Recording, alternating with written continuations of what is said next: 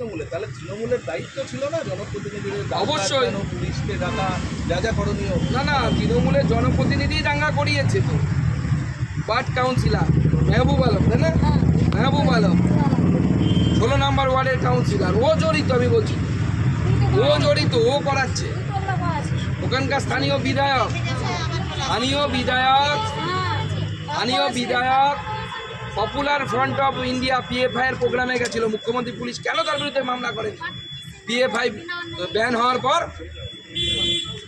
শুধু ধর্মীয় সুশ্রুতি দিয়ে ভোট নেব, হিন্দুদেরকে জলাঞ্জলি দেব, গঙ্গায় ভাসিয়ে দেব, যখন বলা হলো 70% মুসলমান, এখানে 30% হিন্দু, কেটে ভাগীরথীর জলে ভাসিয়ে দিতে পারি আমরা, কেন মুখ্যমন্ত্রী স্টেপ নেননি? যখন সিদ্দিকুল্লাহ চৌধুরী সাহেব এই কলকাতায় দাঁড়িয়ে চুমকি দিচ্ছেন, আমরা আগে জেলাকে টাইট বানাবো, তারপরে কলকাতাকে টাইট বানাবো, কেন মাননীয় মুখ্যমন্ত্রী কোনো ব্যবস্থা নেননি? প্রত্যেকটা সংবিধানের নামে শপথ নিয়ে মাননীয় মুখ্যমন্ত্রী সংবিধানকে পুরো ভায়োলেট করেছে। ওনার সাংবিধানিক অধিকার নেই ওই পদে বসে।